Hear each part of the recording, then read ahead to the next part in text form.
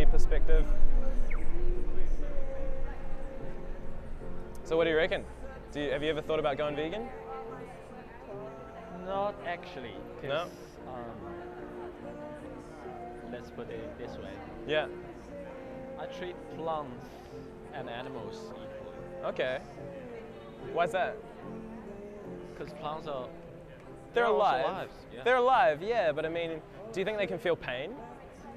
Don't you think so? I think that they can react to certain stimuli, Yeah. but they don't have a brain.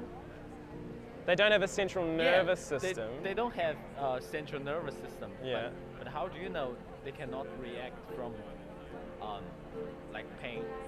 Well, I mean, you know. It's only you don't know only because our science is not technological enough to discover those reactions. Yeah, I know what you're saying, but I mean, pain is an emotional response.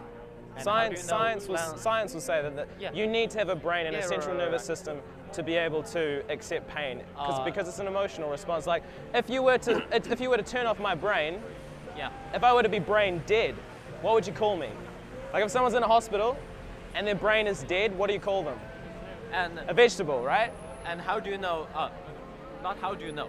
Because there are so many cases that those vegetables come to life because of when they are vegetables and their friends or their relatives make some emotional impacts on them, and if they can't feel that, how they can be revived?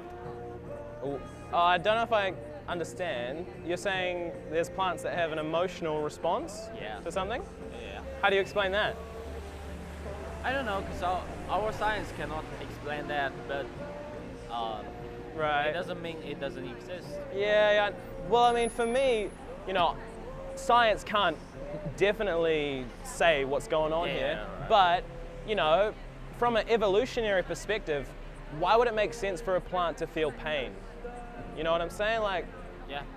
a plant cannot escape, you know? They're rooted in the ground.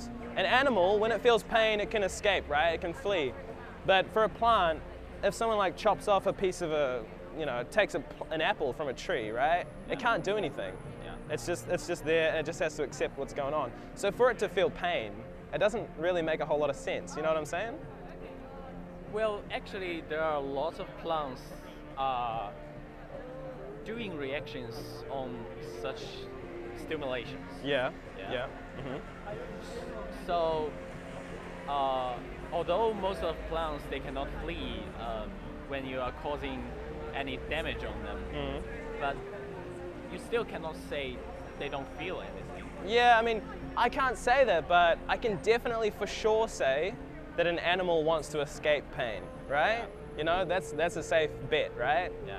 So, and as well, if you put plants and animals on the same spectrum, on the same point of the spectrum, to produce these animals, they eat a lot of plants, Yeah. right? So if you believe that plants are suffering, there's a lot of plants that suffer to feed these animals. But if we ate those plants directly, Yeah. instead of giving it to these animals, you mean, know what I'm saying? Yeah, We'd be yeah. reducing the reducing overall. the overall. Yeah. So what I'm saying is, Damage, maybe it yeah. can't be perfect, but we can still make steps ourselves to reduce the amount of suffering. Would you agree with that? Yeah, you make a point. Yeah. I think so. Yeah. Okay, that's good, man. So, how about for you personally? Would you consider going vegan or trying the vegan lifestyle now that you kind of think that, yeah, I could reduce the amount of suffering been that's thinking going that. on? I mean, it's definitely worth a try. I've got a card here.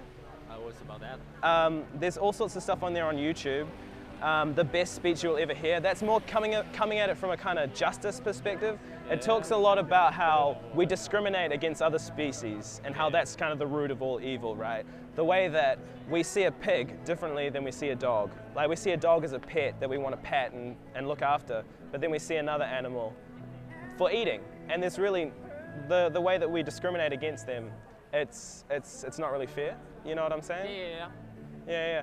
And I know that. So also on their nutrition facts, if you're worried about a deficiency or if you're worried about any type of nutrients that you might not get on a vegan diet, that will cover it for you. If you're worried about iron or calcium, No, I'm not worrying about that because good. I know. You know where it all comes from, right? It comes from the ground. It comes from the plants. Yeah. Lots of awesome documentaries on Netflix, YouTube. Yes. And one that I really recommend for you, it's called Challenge 22. Okay. I don't know, oh yeah, so right there, Challenge 22. So You sign up, they'll send you a mentor.